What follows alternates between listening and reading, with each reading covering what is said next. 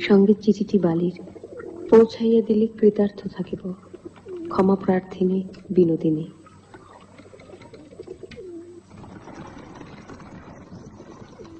ভাই বালি, এতদিন এই প্রথম তোকে চিঠি লিখছি।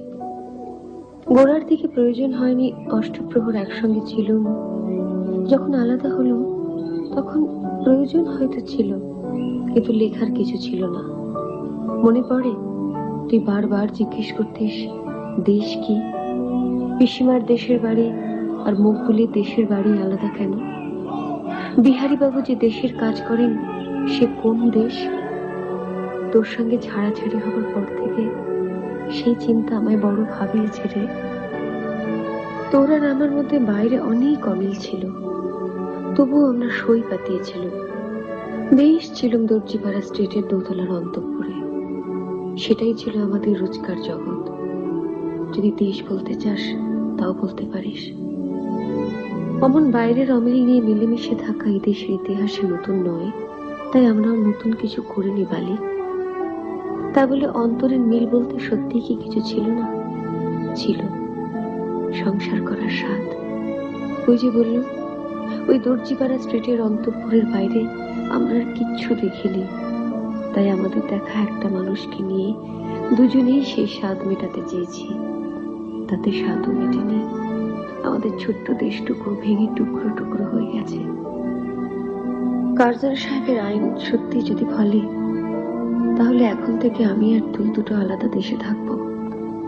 সেই দুই দেশে বসে আমরা যদি নিজের নিজের এতদিনকার অপমান, দুঃখ আর বঞ্চনার কথাই শুধু ভাবি, তাহলে তো আমরা প্রথম থেকেই হার মেনে নিলাম। আসলে দেশ তো মনের মধ্যে বালি।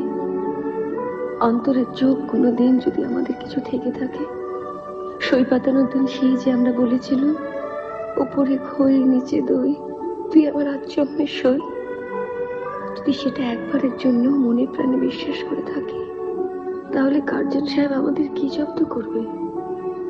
যেদিন ওই দর্জিপাড়া স্ট্রিট ছেড়ে কাশির ঘাটে গিয়ে দাঁড়ালো, সেদিন প্রথম জানলো সত্যিকারের দেশ কাকে বলে। সেখানে হেসেল, উঠোন, ঘরঘড়ি, এঁটো সকরির বাইরেও যে একটা বিরাট জগৎ, সে কবে বইয়ে পড়েছি রে, আর ভেবেছি গল্প কথা। মহাভারতে আছে অভিমন্যু মায়ের পেটের ভেতরে মস্ত বীর হয়েছিল। তোর পেটে যে সন্তান, সে তোর সাথে সাথে রোজ গঙ্গার চান করেছে। দোহাই বালি, সে ছেলেই হোক আর মেয়েই হোক, তাকে কেবল ওই দর্জিপাড়া স্ট্রিটের দোতলার বাড়িতে আটকে রাখিসনি। দেখবি সত্যিকারের দেশ কাকে বলে সেই একদিন তোকে বুঝিয়ে দেবে। ইতি তোর চোখের বালি।